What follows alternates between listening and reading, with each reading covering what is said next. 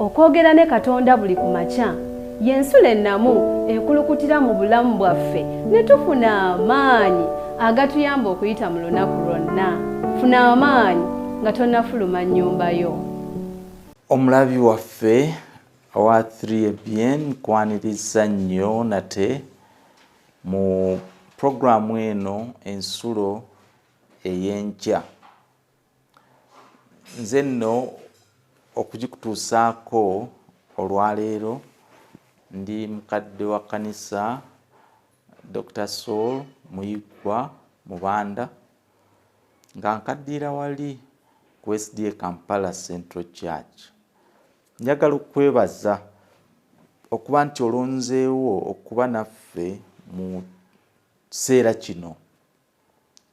Mu butuufu kya nsonga okusalawo okutandika ne Katonda, okutandika olunaku lwo nga owulidde ki Mukama kyakugamba. Olwokubanga Mukama yatuluŋŋama mu byonna era tulina okuba nga tumuwa omukisa okuba nga atuluŋŋamya n'atubuulira kiki kyatwetaagisizza. Tujja nno okutandika n'okusaba nga twewombeeka mu maaso ge omutukuvu Katonda Kitaffe Ayinza Byonna.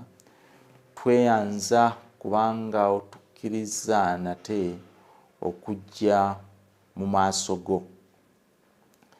Katonda ow'ekisa tukwebaza nti oli muluŋŋamya waffe era tusaba nate era otuluŋŋamye oyogere naffe mu kiseera kino. Weebale okuwulira okusaba kwaffe mu linnya eddungi ery'Omwana Yesu Kristo Mukama waffe bwe tusabye. Amiina. Olunaku olwaleero, enkyene ey'olwaleero, twagala okulowooza ku kigambo kino nti obusobozi bwe tulina oba gamba our potential. Buli omu ayina obusobozi okukola ebintu bingi nnyo. Mpozi njagala okubuuza, wali obaddekaawo ne wejjusa lwaki oliko ky'otaakola? Ng'oba oli awo ogamba nti singa nfuna omukisa omulala nandibadde nkola ekisingawo. Okwejjusa okwo kutera okujja bw'obanga tewasobola kumalayo ki ky'oyinza okukola mu kiseera walina okukolera omulimu ogwo. Mpozi waliwo mu Luganda kye bagamba nti olina okuggyayo n'ag'omu buto, nga kitegeeza nti bw'ojjayo n'ag'omu buto awo oba okoze ky'oyinza okukola ng'omuntu. Mu nsi muno mwe tuli waliwo abantu bangi abakoze ebintu eby'ettendo era ng'amannya gaabwe gamanyiddwa, nga n'abaana bwe baba basoma science, basoma biology, basoma ng'amannya gano bagoogerako.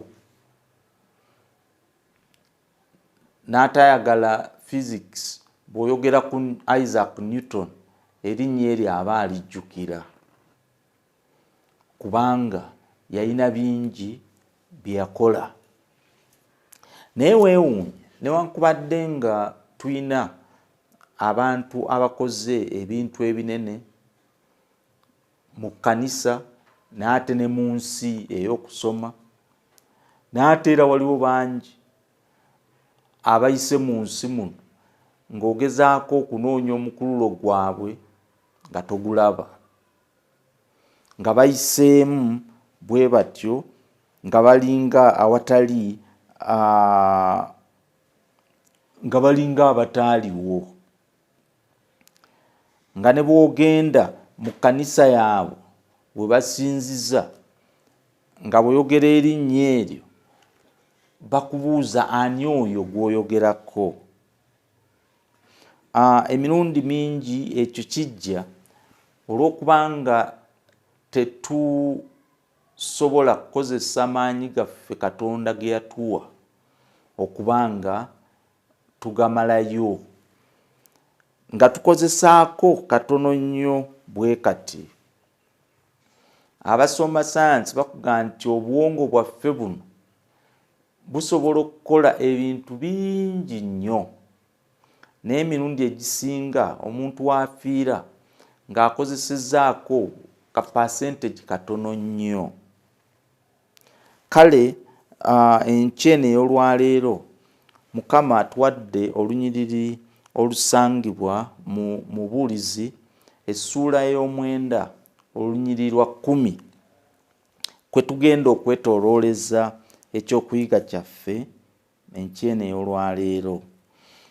Mubuulizi 9:10 agamba bw'ati: buli kintu omukono gwo kye gulaba okukola okikolanga n'amaanyi go, kubanga tewali mulimu newankubadde okuteesa newankubadde okumanya newankubadde amagezi mu magombe gy'ogenda. Bayibuli etuga nti buli kye tulaba okukola tukikole ki? N'amaanyi go gonna, kubanga magombe gye tugenda teri mukisa ate kukola kirala.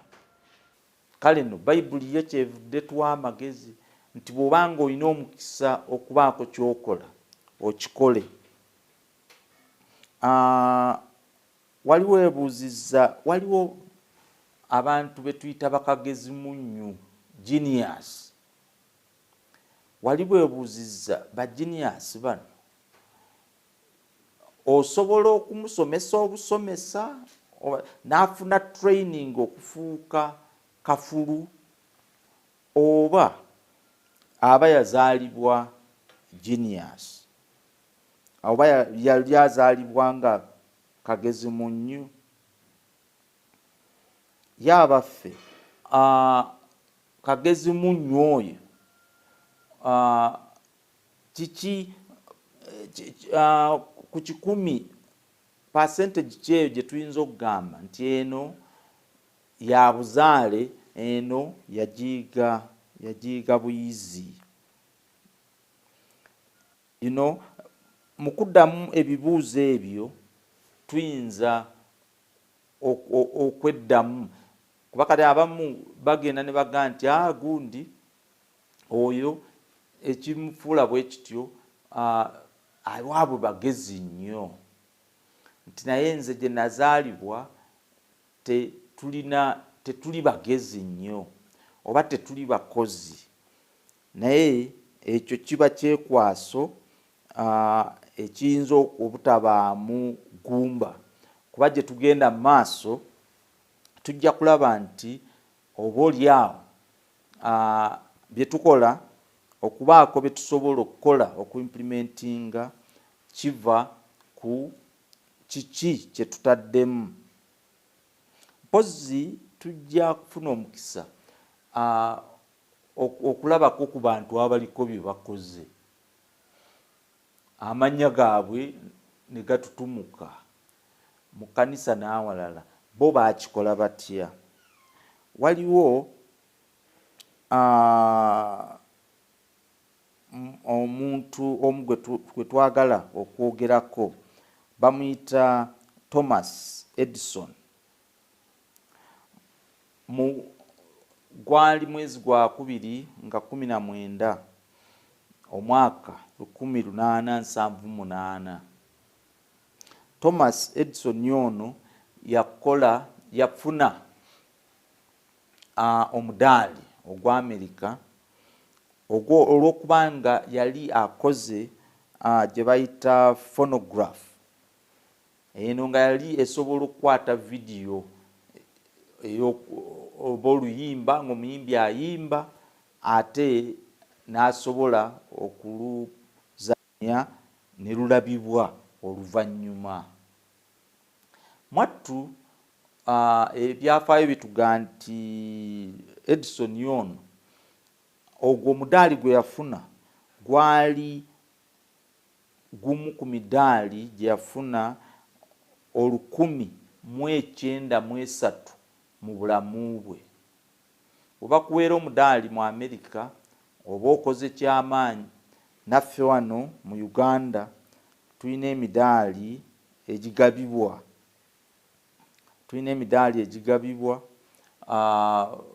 Waliwo ku lunaku olw'abazira, olunaku January 26, emidaali gigabibwa.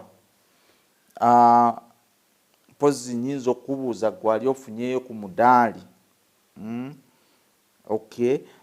Kale oyinza okuba tewafuna mudaali oba gwa Nalubaale oba gwawa, naye bw'ojja wali ng'oli mu Sabbath school class yo, lw'oba tozze class esobola okuwulira nga toliiwo. Bw'ogenda mu church family yo gy'olimu, lw'oba toliiwo family eyo ewulira nga toliiwo. Bawulira nti singa ogambye nti ogenda kusenguka kuva mu church emu odde mu kifo ekirala mu church endala, bawulira nti banaakusubwa. Njagala tukitwalire mu ndowooza eyo. Kale oyinza okuba tofunye mudaali naye nga ku level gy'oweererezaako oleseewo omukululo mu kanisa yo, mu church district yo, conference. Kale oba totuuse ku general conference naye ku level gy'olimu Mukama gy'akuwadde omukisa okuweereza, oweereza n'amaanyi go gonna. Obuvunaanyizibwa bw'ofunye mu kanisa omwaka guno, weeyama eri Mukama okukola n'amaanyi go gonna okuba nti omwaka we gunaggweerako tulonda abakozi abalala, ojja kubanga olina omukululo gw'oleseewo. Amaanyi ago Mukama ge yakuwa olina okufuba okulaba nti ogakozesa gonna. Biki Edison ono ebyamutuusa okuba nti yafuna emidaali gino okusukka mu 100? Omuntu omu bw'ati ayina endowooza ze eziyinza otuyamba naffe nga tukola ebintu byaffe. Ekisooka, yali mubativu nti singa omuntu asobola okukozesa amaanyi gonna Mukama ge yamuwa, tuyinza okwewuunya kiki kye tuyinza okutuukako. Oyinza okwewuunya nti nange bino mbadde mbisobola. Kyekimu ku bintu ebyamusobozesanga okuba nti asobola okutuuka ku midaali egyo gyonna. Bwe yatuuka ku ky'okukola ennyo yagamba bw'ati nti mwattu abatuuse ku buwanguzi 1%, emu ku 100 kyekiva ku gye wandiise inspiration oba gali amagezi amazaale, naye ye mu ndowooza nga ga 99 ku 100 kiva ku ntuuyo z'oyo afunye obuwanguzi. So kitegeeza nti waliwo bw'oba tonnatuuka ku kyoyagala oba oli awo tonnaba kukozesa maanyi ago gonna Katonda g'akuwadde. Yes, Edison yagenda mu maaso n'agamba nti obunafu bwaffe obusinga obutulemesa okutuuka ku buwanguzi kwe kuba nti to giving up, tusuula mu ttawulo nga nga tunaatera okutuuka abawakanirwa. Bantu bangi aga nti balemeddwa okutuuka awakanirwa ku buwanguzi kubanga batuuka wakatikati awo ne balemererwa ne bakivaamu ng'enjogera ennaku zino bwegamba. Agamba nti engeri yokka gy'oyinza okuba 100 okuba nti ojja kutuuka ku buwanguzi kwe kuba nti ogezaako omulundi omulala gumu, you try one more chance. Nti buli kimu kyogezaako bw'olaba nga kikalubye kiweeyo omulundi omulala gumu. Bannasayansi betuwulira abakola balubu abaani bagezaako emirundi ne giwera n'10 naye ng'akyagezaako. Kitegeeza nti singa baali basudde mu ttawulo omulundi ogwo ogwa success nga tegunnaba, twandibadde tetulina obaolyawo masannyalaze gano n'ebirala byonna bye tulina. Nembuuza ekibuuzo, Oluganda ali wano ampuliriza andaba kaakano, nti kiki ky'olowooza nti kigaanyi, ky'olowooza nti onootera okulemererwa? Simanyi, oyinza okuba onoonya kyoweereza Mukama ng'ogamba nze ne talenti yange nze simanyi kubanga nagezaako okubuulira Samoni yagaana, so nate bampana mu baana naye Samoni yannema. Okuyimba nagenda kwa master n'akola ati, nsaba nga tonnaba kubivaako okulowooza nti tolina kyoyinza kuweereza Mukama, kiweeyo omulundi omulala gumu oyongere okigezeeko. Yes, oyinza okuba onoonya mubeezi nga waliwo bambi kasisita kano mu kyaki nga mutuufu owulira nga oba oliawo Mukama wakutegekedde okuwasa naye nga sisita ono akyebuzaabuza. Don't give up, try one more time. Bw'oba wakuba essimu luli n'atagikwata, gezaako kubayo essimu endala emu. Bw'oba waweereza message n'atagiddamu, gezaako oweereze message endala. Ku luno tokozesa SMS, kozesa WhatsApp. Gezaako omulundi omulala gumu. Bw'oba waweereza biscuit luli, ku luno weereza roses. N'omusajja bw'otyo omukyala naawe anoonya omwami. Yes, don't give up yet. Gezaako omulundi omulala gumu, Mukama ajja kukusobozesa nga Edison ono bw'atuwa ekyokulabirako ekirungi. Oba oliawo bizinensi ogezezzaako eno n'eri nga ogamba nze mbivuddeko, nedda, gezaako bizinensi endala emu. Oba oliawo eyo Mukama gy'akutegekedde okufunirako obuwanguzi bwo.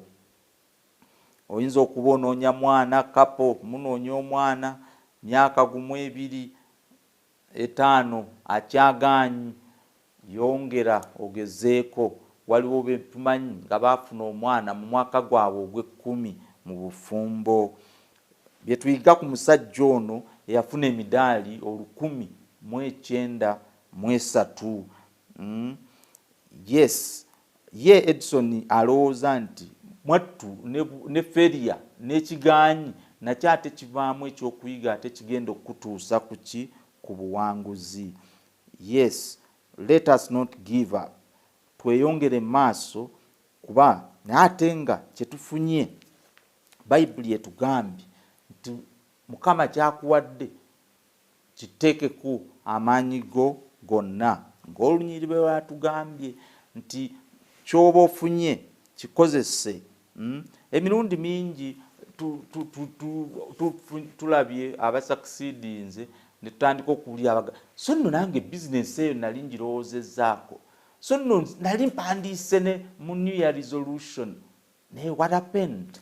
Wamala okuresolvinga mu New Year resolution ate n'okivaako. Go ahead and implement. Huh? Yes. Abantu abamu ekibagaanyi okufuna promotion kubanga Omukama byabawadde okukola tebabikozesezza n'amaanyi gaabwe gonna. Emirimu nga tugikola mu Luganda kye twandiise gadibe nga lye. You know, nga Mukama wo tafuna nsonga ntuufu mu butuufu kukuwa ki kukukuza kukuwa promotion. Yes. Abamu kutuuka late ku mirimu, abamu babasaba reports tebasobola ziwaayo. Njagala okutegeeza nti yes, bwe kiba kitegeeza kwebakayo saawa 2 oba 3 ekiro ekimu, waakiri olema obuteebaka, naye report Mukama wo gy'akusabye ogimuwe mu budde. Bw'aba kugambye nti gwoweereza sabbiiti eno oba ogenda kusoma mulimu, ofiseewo akadde bw'osoma omulimu ogwo buli omu awulire ng'akwatibbwako. Emirimu gya Mukama tugikole n'amaanyi gaffe gonna mu ngeri esingayo obulungi. Mukama ate ajja kututeeka ku ddaala eddala. So nga ne gy'atuwadde mu nsi eri nayo najjo tugikole n'amaanyi gaffe gonna. Tuleme okulinda okugamba nti singa mbadde nsobola okudda mu ofiisi eyo, singa mbadde nsobola okuddayo mu ssomero nandizannya omupiira, singa mbadde nsobola okuddayo nandibadde prefect. No, kyosobodde okufuna kati okikole n'amaanyi go gonna. Yes, eri mu Yeremiya 48 olw'ekkumi agamba nti akolimiddwa oyo akola omulimu gwa Mukama nga atenguwa. Mu ngeri endala twandigambye social loafing, nti tulina abantu nga batenguwa mu kukola emirimu gya Mukama. Balonza abadinkoni 20, 15, naye abajja okuteekateeka ekkanisa ku Friday ng'osangawo 2, 3, kati abalala muba mutenguwa ate nga wakkiriza okukola ng'omudinkoni. Bwe bakwaya, yes, wagikkiriza ogibaamu, naye ate nga practice togiwadde budde. Katugambe oba kubuulira, olinajja ofunye omukisa okubuulira naye nojja bambi nga buli omu akiraba nti Samoni waliwo enjogera ennaku zino ng'ogigeta bugesi kwegamba. So nga ate singa abadde oba oli awo bakuyise okuwa presentation awalala wandibadde okitaddemu ku maanyi agasingako. Bayibuli etugamba nti akolimiddwa oyo akola omulimu gwa Mukama ng'atenguwa. Mukama atusaasire tubenga tuteekamu tukozesa amaanyi ago gonna g'atuwadde okutuuka ku buwanguzi bw'ayagala tutuukeko. Weebale nnyo okuba naffe era tujja komekkereza obubaka buno n'okusaba. Omutukuvu ennyo Katonda Kitaffe Ayinza Byonna, twesiimye bw'otukkiriza okubanga tuwulira obubaka buno enkya eno y'olwaleero. Weebale Kitaffe. Bayibuli ekyogedde bulungi nti tulina okubanga tukozesa amaanyi ago g'otuwadde. Katonda omulungi tusaasire mu lunaku olwaleero nga tufuluma tusobole okuggyayo amaanyi gaffe gonna, emirimu egyo gy'otuwadde egyaffe egy'oku nsi kuno naye ate n'egigyo katugikole nga tugikola mu ngeri esingako obulungi. Erinnya lyo ligulumizibwe mu linnya ly'Omwana wa Yesu Kristo Mukama waffe. Amiina. Okwogera ne Katonda buli ku makya y'ensulo ennamu ekulukutira mu bulamu bwaffe ne tufuna amaanyi agatuyamba okuyita mu lunaku lwonna. Funa amaanyi nga tonnafuluma nnyumba yo.